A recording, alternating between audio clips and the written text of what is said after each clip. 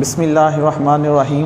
Assalamu alaikum dear student. I am HM Ismail, your teacher of biology. Now we discuss about the chapter number 18 pharmacology topics antibiotics.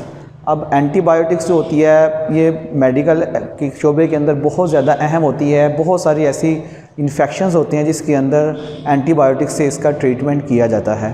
अब antibiotics क्या होती है? Antibiotics is a drug that kill या retard the growth of bacteria. Mean antibiotics जो होती है या तो बैक्टीरिया को मुकम्मल तौर पर उसको किल कर देती है या बैक्टीरिया का जो इन्फेक्शन होता है उसको उसकी जो बैक्टीरिया जो इन्फेक्शन कॉज कर रहा होता है उसकी ग्रोथ को रिटार्ड कर देता है। तो एंटीबायोटिक्स के अंदर दो तरह की टर्म इस्तेमाल होती है। एक होती है बैक्टीरियोसाइडल और एक होती है बैक्टीरियोस्टैटिक। अब बैक्टीरियोसाइडल का मतलब होता है जो कि मुकम्मल तो दे किल द बैक्टीरिया। मीन ऐसी एंटीबायोटिक्स होती है जो कि बैक्टीरिया को मुकम्मल तौर पर किल कर देती है। और एक सेकंड होती है बैक्टीरियोस्टैटिक। बैक्टीरियोस्टैटिक एक ऐसी एंटीबायोटिक्स होती है जो कि बैक्टीरिया के अंदर जो इन्फेक्शन काज कर रहा होता है बैक्टीरिया उसको इन्फेक्शन का उसके अंदर जो बैक्टीरिया की ग्रोथ को स्टॉप कर देते हैं। तो यहाँ पे बैक्टीरिया जो होते हैं इनके हर इन्फेक्शन के लिए डिफरेंट टाइप्स ऑफ बैक्टीरिया होते हैं। तो यहाँ पे हम इसके एंटीबायोटिक्स के ग्रुप पढ़ेंगे जैसे कि सेफलोस्पोरन, टेट्रासाइक्लिन और सल्फा ड्रग्स के बारे में। अब जो सेफलोस्पोरन जो होता है ये किस तरीके से एंटीबायोटिक्स कैसे वर्क करती है? जो सेफलोस्पोरन जो होती है ये क्या करती है? Interfere the senses of the bacterial cell wall. जो बैक्टीरिया इन्फेक्शन काज करता है ये जो एंटीबायोटिक्स होती है डायरेक्ट इंटरेक्ट करती है बैक्टीरिया की सेल वॉल के ऊपर। ये जो सेफलोस्पोरन होती है बैक्टीरिया की सेल वॉल को डिस्ट्रॉय कर देती है। डिस्ट्रॉय करने की वजह से जो बैक्टीरिया होता है वो किल हो जाता है। तो बेसिकली जो सेफलोस्पोरन होती है ये एक बैक्टीरियोसाइडल एंटीबायोटिक्स होती है। तो इसका जो सेफलोस्पोरन जो होता है ये मुख्तलिफ डिजीज़ के ट्रीटमेंट में इस्तेमाल होता है जैसे कि नमूनिया, सोर थ्रोट, टॉन्सिलेट और ब्रोंकाइटिस वगैरह की डिजीज़ के अंदर जो होता है वो सेफलोस्पोरन जो होती है वो एंटीबायोटिक्स की इस्तेमाल होती है।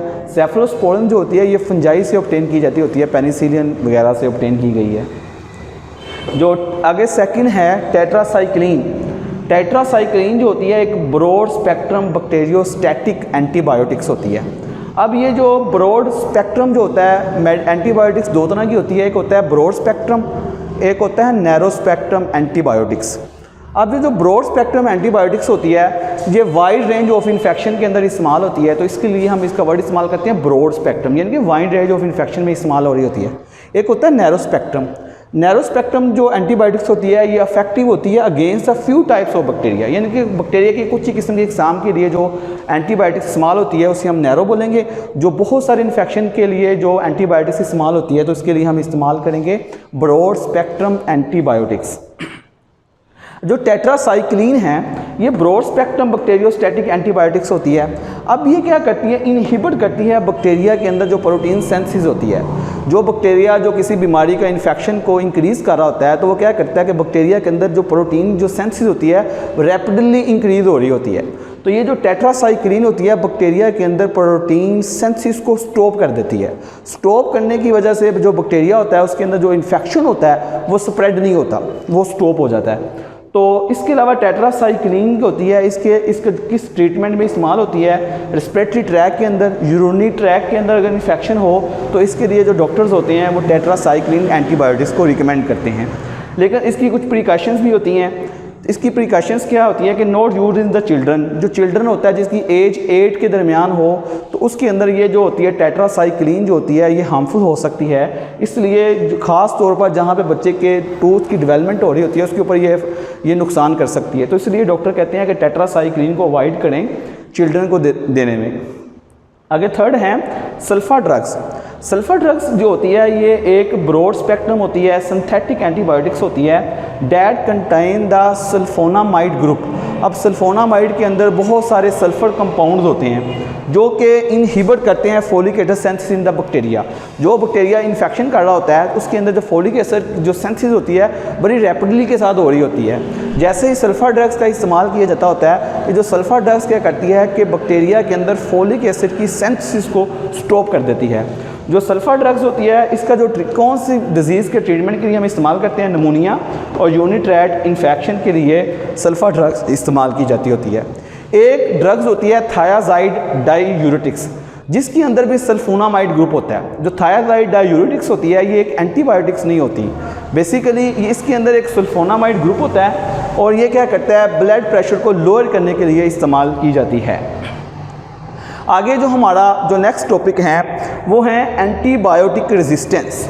अब एंटीबायोटिक रेजिस्टेंस क्या होता है कि एंटीबायोटिक्स होती है extremely important in the medicine के शोबे के अंदर जो एंटीबायोटिक्स होती है वो बहुत ज़्यादा इंपॉर्टेंट होती है। लेकिन अनफॉर्चुनेटली हुआ क्या है कि बैक्टीरिया के अंदर रेजिस्टेंस आ चुकी हुई है कि हम एंटीबायोटिक्स देने से बैक्टीरिया की जो स्कोप होती है, ना तो बैक्टीरिया किल होते हैं ना उसकी ग्रोथ जो होती है वो रिटार्ड होती है।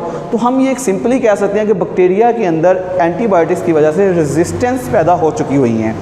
तो बैक्टीरिया के अंदर have the number of way to developing the resistance. Bacteria के अंदर कितनी तरह के ऐसे मेथड्स हैं जिसके अंदर उनके रेजिस्टेंस पैदा हो सकती होती हैं। फॉर एग्जांपल अगर किसी एक शख्स को एक स्मॉल छोटा सा इन्फेक्शन होता है, वो एक ही किस्म की एंटीबायोटिक्स को रिपीट करके बार बार यूज़ करता है, एक ही एंटीबायोटिक्स का इस्तेमाल किया जाता है, तो उसके अंदर भी बैक्टीरिया के अंदर जो होते हैं ना वो रेजिस्टेंस पैदा हो सकती हैं।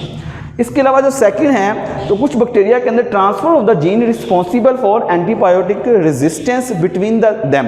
बैक्टीरिया के अंदर एक ऐसे जीन्स होते हैं जो रेजिस्टेंस पैदा करते हैं। जो बैक्टीरिया का जो इंटरनल मैकेनिज्म होता है वो एंटीबायोटिक्स के अगेंस्ट रेजिस्टेंस प्रोड्यूस करता है, जिसकी वजह से जो जीन्स होती हैं एक वेक्टर का किरदार अदा करती हैं। एक जगह से जीन्स होते हैं वो दूसरे बैक्टीरिया के अंदर ट्रांसफ़र होते हैं। ये भी रीज़न है कि बैक्टीरिया के अंदर क्या होता है, रेजिस्टेंस पैदा हो रही हैं। कुछ ऐसा भी होता है कि अगर किसी शख्स को वायरल इन्फेक्शन होता है लेकिन वो एंटीबायोटिक्स का इस्तेमाल किया जाता है ये भी एक रीज़न होती है कि एंटीबायोटिक्स की रेजिस्टेंस होने की वजह से।